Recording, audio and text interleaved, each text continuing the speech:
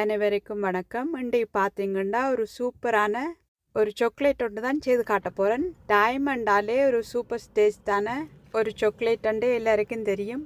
அதை வீட்டில் நீங்கள் எவ்வளவு இலவாக செய்யலாம்னு தான் பார்க்க போகிறீங்க. இந்த டைம் சாக்லேட்டு பார்த்தீங்களா ஸ்டார்ட்டில் ஸ்வீடன் நாட்டில் தான் செய்து கொண்டு வந்துச்சுன்னா இப்போ ஒரு நாடு செய்ய வந்து எல்லாருக்கும் தெரிஞ்ச சாக்லேட் ஆகிட்டுது. இந்த டைம் சாக்லேட்டு பார்த்தீங்கன்னா பாதாம் போட்டு கரமலைஸ் பண்ணி நல்ல க்ரன்ச்சியான சாக்லேட் ஆகும். கண்டிப்பாக இந்த ரெசிப்பியை ஃபுல்லாக பாருங்க.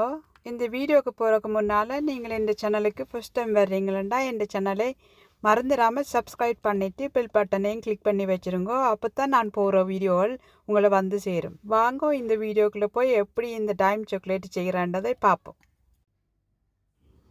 இந்த டைம் சாக்லேட் செய்கிறதுக்கு நான் முதல் 100 கிராம் தோல் நீக்காத பாதாம் எடுத்துருக்கிறேன். உங்களுக்கு முடிஞ்சால் தோல் நீக்கிய பாதாமை வேண்டிக் கொள்ளுங்க. இன்றைக்கி நான் பார்த்தீங்களா தோல் நீக்காத பாதாம் தான் வச்சுருக்கிறேன். அதனால் முதல் சுடுதண்ணி விட்டு இதை தோல் நீக்கி கொள்ளுவோம். இந்த பாதாமுக்கு நல்ல கொதித்த சுடுதண்ணியாக விட்டு ஒரு 10 நிமிஷம் ஊற விடுறேன். இப்படி சுடுதண்ணியில் ஊற வச்சு எடுத்தீங்கன்னா உங்களுக்கு இலவாக இந்த பாதாமுக்கு தோல் நீக்கலாம். இதை முதல் சுடுதண்ணியில் ஊற விட்டுட்டு மிச்சம் என்ன பொருட்கள் வேணுமென்றதை பார்ப்போம். அடுத்ததாக தேவைப்படுற சாமானங்களுக்கு 275 கிராம் சீனி, 100 கிராம் பட்டர், 50 கிராம் பானி, 300 கிராம் சாக்லேட். இன்றைக்கு இந்த டைம் சாக்லேட் செய்கிறதுக்கு நான்ஸ்டிக் பேன் எடுத்துருக்கிறேன். அதை அடுப்பில் வைக்க முதல் இது எல்லாத்தையும் இந்த சட்டிக்குள்ளேயே போட்டுக்கொள்ளுவோம். முடிஞ்சால் நீங்கள் நான்ஸ்டிக் பேனை பாவிச்சு கொள்ளுங்க. அப்படி என்றால் உங்களுக்கு அடிப்பிடிக்காமல் இந்த சாக்லேட் செய்து வரும். நீங்கள் பாதாமை ஊற வர நேரத்தில் இந்த வேலையெல்லாம் செய்தீங்களா இந்த டைம் சாக்லேட்டை ஈஸியாகவும் குயிக்காகவும் செய்து கொள்ளலாம். நான் காட்டுறபடி செய்தீங்களா உங்களுக்கும் ஈஸியாக இருக்கும். லாஸ்ட்டாக இந்த பானியையும் இந்த சட்டிக்குள்ளே விட்டுக்கொள்ளுங்க. இந்த பானியை பார்த்தீங்கன்னா நான் ரெடிமேடாக தான் கடையில் வேண்டியிருக்கிறேன். நீங்கள் இருக்கிற நாட்டோலில் இல்லாட்டி கண்டிப்பாக கமெண்ட்ஸில் சொல்லுங்கள். அப்படின்னா நான் உங்களுக்கு வீட்டில் எப்படி செய்யலாமன்றதை காட்டுறேன். இப்போ பார்த்தீங்கன்னா நீங்கள் எல்லாத்தையும் இதை விட்டால் பிறகு இதை நீங்கள் சைட்டில் வச்சுட்டு ஊற வச்ச பாதாமை தோல் உரித்து கொள்ளுவோம். இப்போ பார்த்தீங்கன்னா இந்த பாதாம் 10 நிமிஷத்துக்கிட்ட நல்ல சுடுதண்ணியில் ஊறிட்டுது. இப்போ உங்களுக்கு தோல் உரித்து எடுக்கிறதுக்கு நல்ல ஈஸியாக இருக்கும். இப்போ பார்த்தீங்கன்னாலும் தெரியும் நான் எப்படி செய்கிறேன்ட்டு. மெதுவாக புஷ் பண்ணவே தோல் தண்டை பாட்டிலே உறிஞ்சி வரும். இப்படி எல்லா பாதாமுக்கும் செய்து கொள்ளுங்க. இப்போ பார்த்தீங்கன்னா எல்லா பாதாமுக்கும் தோல் உரித்து எடுத்துட்டேன். கொஞ்சம் ஈரப்பதமாக இருக்கிறபடியாக இதை ஒரு கிச்சன் டவலில் போட்டு துரைச்சி கொள்கிறேன். இந்த பாதாம் காய போகிறது இல்லை, நீங்கள் துரைச்சி எடுத்தாலே காணும். இதை துரைச்சி எடுத்த அப்புறம் ஒரு சின்ன மிக்சியில் ஒன்றில் போட்டு நல்லா அரைச்சி எடுத்துக்கொண்டு போகிறேன். நீங்கள் இந்த பாதாமை அரைச்சி எடுக்கும்போது குறுநல் பதத்தில் எடுத்துக்கொள்ளணும். அரைச்சி போட்டு காட்டுறேன்னு பாருங்க. இப்போ பார்த்தீங்களா இந்த சின்ன மிக்சியில் போட்டு நல்லா அரைச்சி எடுத்துட்டேன். இப்போ பார்த்தீங்களா இந்த பதத்தில் எடுத்தீங்களா சரி, நல்ல குறுநல் பதமாக நெருவலாக இருக்கணும். இந்த பாதாமையும் அரைச்சி எடுத்த பிறகு நாங்கள் ஒரு பேக்கிங் ட்ரேயில் பேக்கிங் பேப்பர் போட்டு ரெடியாக வச்சுருப்போம்.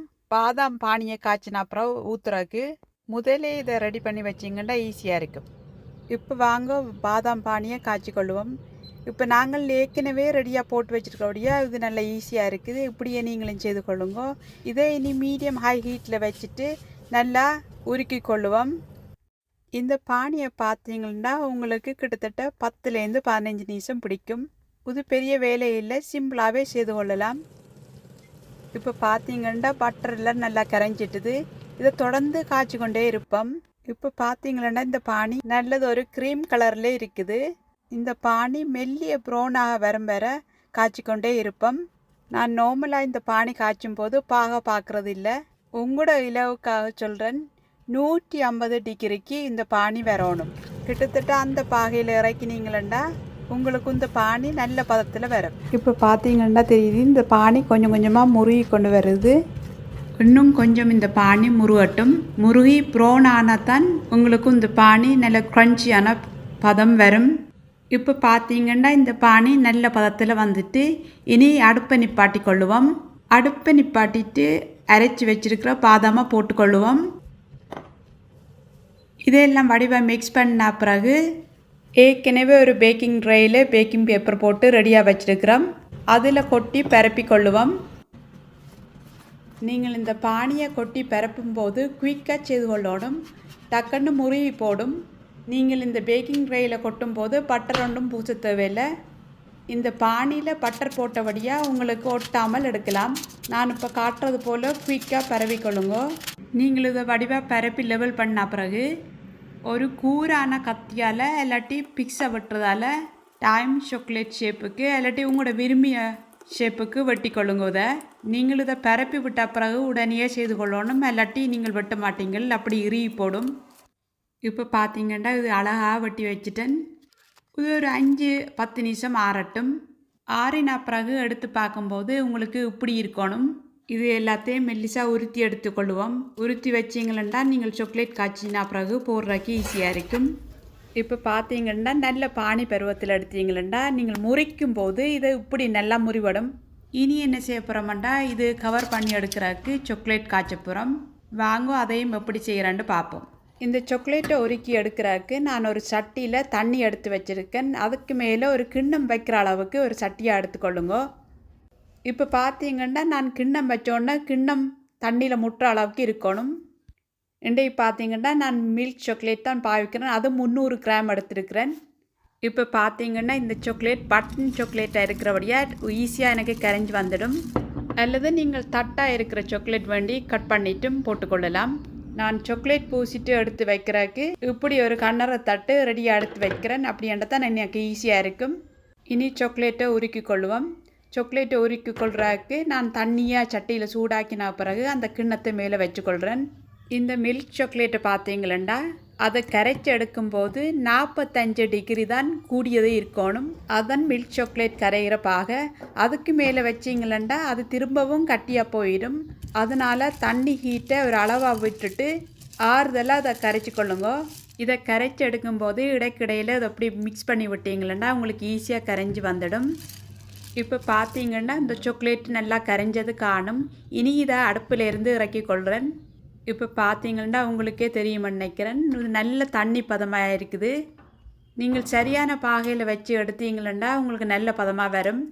இனி நாங்கள் காமலைஸ் பண்ணிய பாதாமை இனி இதுக்குள்ளே போட்டு சாக்லேட்டால் கவர் பண்ணிக்கொள்வோம்.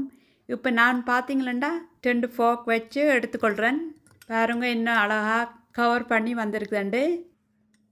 இப்படி எல்லாத்தையும் செய்து கொள்ளுங்க.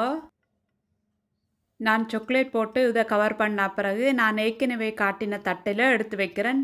அதில் வச்சிங்களா உங்களுக்கு ஈஸியாக இது காஞ்சி வரும். இப்படி ஒரு தட்டு இல்லாட்டி நீங்கள் பேக்கிங் பேப்பர்லேயே வச்சுக்கொள்ளலாம். இப்போ பார்த்தீங்கன்னா எல்லா டைம் சாக்லேட் கவர் பண்ணி எடுத்துட்டேன். இதை குறைஞ்சது 15 நிமிஷம் காய விட்டு கொள்ளுவோம். இப்போ பார்த்தீங்கன்னா 15 நிமிஷம் காய்ஞ்சி எடுத்த பிறகு இப்படி இருக்கும் உங்களுக்கு இந்த சாக்லேட். இப்போ பார்த்தீங்கன்னா சூப்பரான டைம் சாக்லேட் ரெடி. கண்டிப்பாக இதை ட்ரை பண்ணி பார்ப்பீங்களன்னு நம்புகிறேன். இது ஒரு சிம்பிளான ரெசிபி உண்டு.